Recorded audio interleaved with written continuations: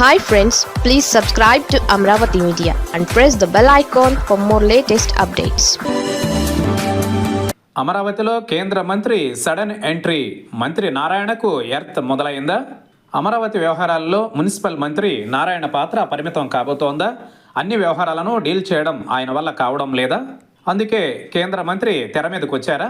ఆ విషయమై జరుగుతున్న చర్చలేంటి? మున్సిపల్ మినిస్టర్కు ఎక్కడ తేడా కొట్టింది?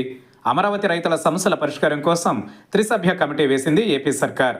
ఇందులో కేంద్ర మంత్రి పెమ్మసాని చంద్రశేఖర్, రాష్ట్ర మంత్రి నారాయణ, ఎమ్మెల్యే శ్రావణ్ కుమార్ సభ్యులుగా ఉన్నారు. సమస్య పరిష్కారం సంగతి ఓకే గాని కమిటీ కూర్పు గురించే కొత్త డౌట్స్ వస్తున్నాయి పొలిటికల్ సర్కిల్స్లో. మామూలుగా అయితే 2014లో భూ సమీకరణ నుంచి అమరావతి పనులు, రైతుల సమస్యల విషయంలో ప్రత్యేక బాధ్యతలు నిర్వహిస్తున్నారు మంత్రి నారాయణ. అప్పుడు పార్టీ అధికారంలో ఉన్నప్పుడు, ఇప్పుడు తిరిగి పవర్లోకి వచ్చాక రాజధానికి సంబంధించిన వ్యవహారాలన్నింటినీ ఆయనే నడిపిస్తున్నారు. ఇదంతా చూస్తూ అమరావతి స్పెషల్ మినిస్టర్ అని నారాయణను ఉద్దేశించి చమత్కరించే వాళ్ళు టీడీపీలోనే ఉన్నారు. కానీ సడన్గా సీన్లోకి కేంద్ర మంత్రి పెమ్మసాని ఎంట్రీతో ఎక్కడో ఏదో తేడా కొట్టిందన్న అనుమానాలు పెరుగుతున్నాయి.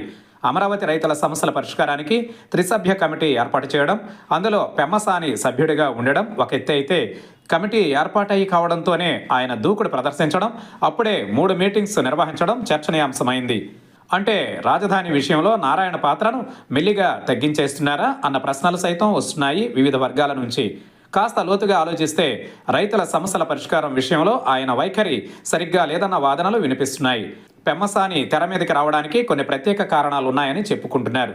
సమస్యల పరిష్కారం విషయంలో నారాయణ వ్యవహార శైలిపై రాజధాని రైతులు తీవ్ర అసంతృప్తితో ఉన్నారట.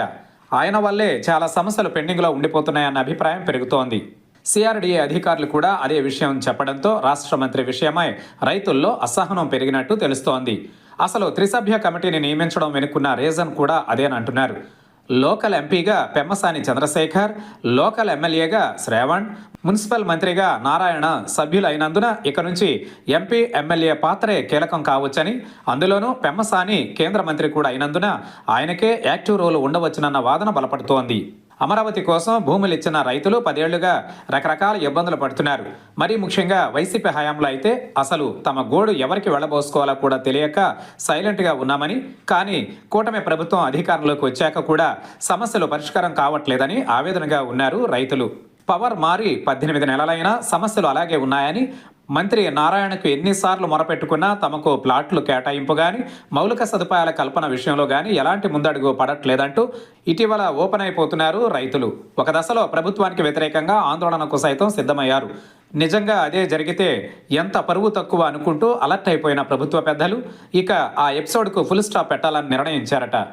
ఆ క్రమంలోనే స్థానిక ఎంపీగా ఉన్న పెమ్మసానికి త్రిసభ్య కమిటీలో చోటు దక్కడం ఒక ఎత్తు అయితే, గతానికి భిన్నంగా ఆయన ఎంట్రీతోనే వరుస మీటింగ్స్తో రైతుల్లో నమ్మకం కలిగించే ప్రయత్నం చేస్తున్నారట.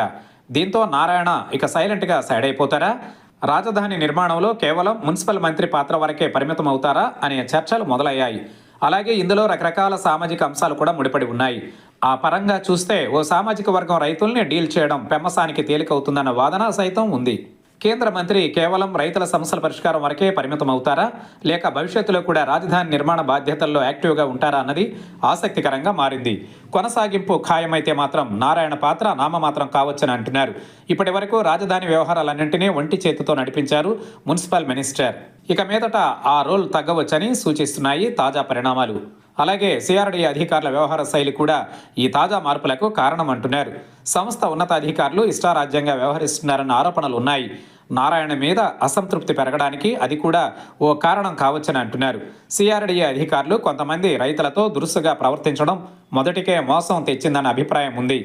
ఓవరాల్గా ఇలాంటి రకరకాల కారణాలు కలగలిసి మున్సిపల్ మినిస్టర్ పాత్రను పరిమితం చేసి కేంద్ర మంత్రికి కీ రోల్ ఇచ్చాయన్నది అమరావతి టాక్.